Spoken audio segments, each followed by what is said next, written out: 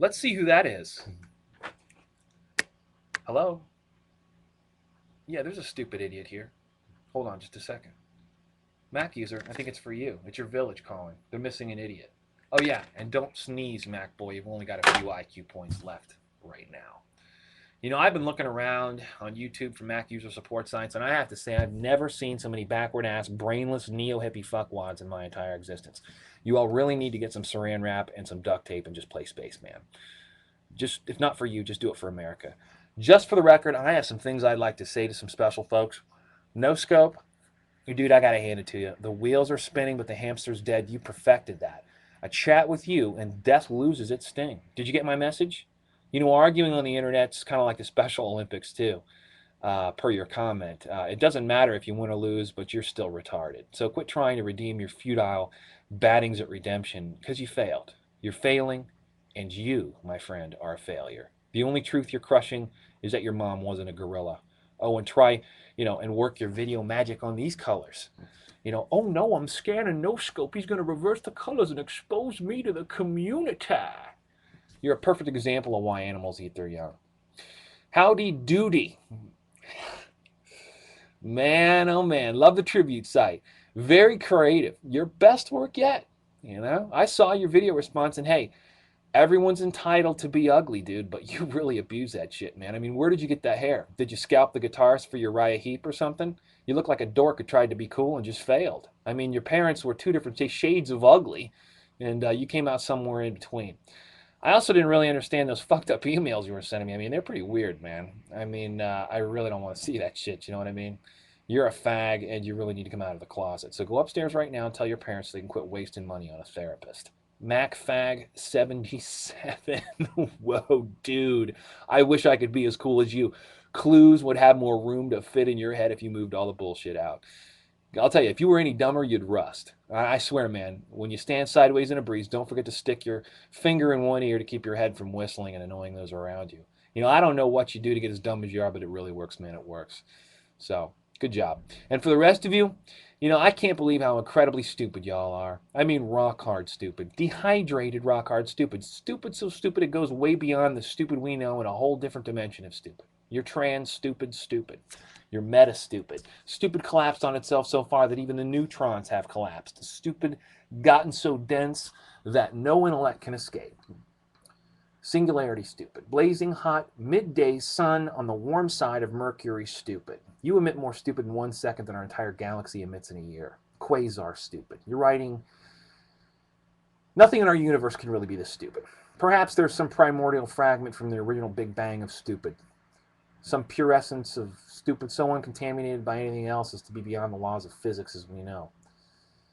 I can't really go on. This is really an epiphany for stupid for me. After this, you may not hear from me for a while. I don't have enough strength left to deride your ignorant questions and half-baked comments. Mac versus PC, it's a battle that's been going on for decades and has recently been brought to the forefront of the computer industry yet again. Boys and girls. Ask people if they were going to buy a Macintosh 10 years ago, and they would have thought you were talking about purchasing apples. A lot's changed since then, but only in the marketing department. Macs are still the same and continue to have the same old problems, although they're hidden by Apple's massive marketing campaigns. What are their old problems? Well, let's get right to the hizzy. Compatibility. They continue to try and hide the fact that their entire business model is designed to force people to buy Apple hardware. Macs are just not compatible with many of the devices in the computer marketplace. People who own a Mac hardware computer must always ask the question, will this work on my Mac? Is this Mac compatible? Let's face it, the last time I asked either of those questions as a PC user was decades ago. If a device doesn't work on Windows, then it's useless to the majority of the users out there. If a device doesn't work on a Mac, it's useless to just a tiny fraction of users out there. Mac users often end up buying straight from Apple to avoid the constant task of finding compatible hardware for their Mac. This means more money for Apple and less choice for you, the user. Dumbass. The major reason for device incompatibility lies with the lack of driver support. Macs are just not popular enough for companies to spend heavy cash for driver development. They have enough problems covering Linux as it is. The safe bet for any third-party company has always been Windows, as development costs are not only lower, The development cycle is faster, and the final product reaches a much larger user base than Apple could ever dream of. Okay? And I'm sure they dream. Mac users always respond to this point with boot camp. This is a gimmick from Apple to try and quiet the software-hardware incompatibility cry of PC users. So while in theory they are correct, boot camp will run Windows and the software that requires it. The idea of waiting while you boot into another OS, which incidentally you have to spend $100 on to buy, just to run one program, kind of defeats the original idea behind compatibility, doesn't it? I think I brought this up before. This is simply a gimmick by Apple to be able to claim ultimate compatibility when in reality it's just a simple hack job. Hack job, okay? Wonder why the PC can't run Mac OS X? And I'll say OS X as many times as I want, dude. OS X. OS X 10.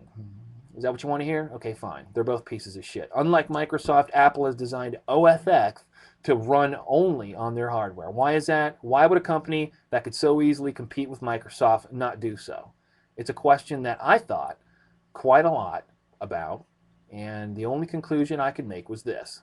They want you to buy Apple hardware. If they released their OS for PC, why would anyone have any reason to buy overpriced Apple hardware? Number 2, hardware. You guessed it. Mac Pro, nothing but a PC clone, starting at $2,500. Where can you buy a Mac? Chances are your local computer store won't touch them.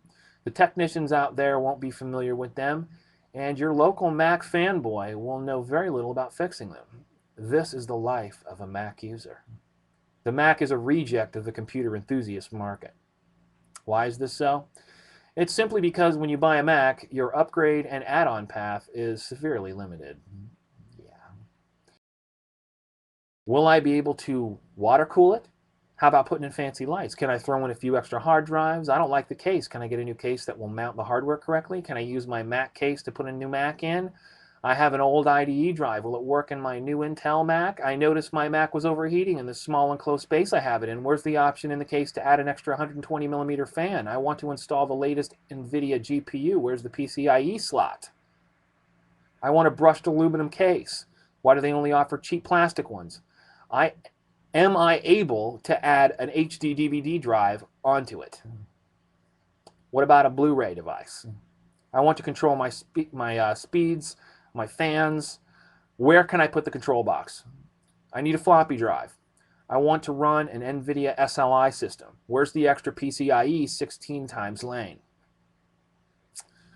To get even a select few of these options that we just talked about, you have to shell out $2,500 for the Mac Pro. In comparison to a $500 PC, we'll have the ability to add all the options at a fraction of the cost. There's just no comparison, sorry, in the ability to customize the PC. Sorry. Again, Mac user, you lose.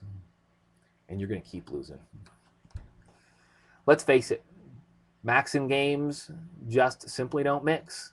With many games being written for DirectX 9 rather than OpenGL, the Mac OS just does not have the ability to run games without a complete rewrite of the game's engine.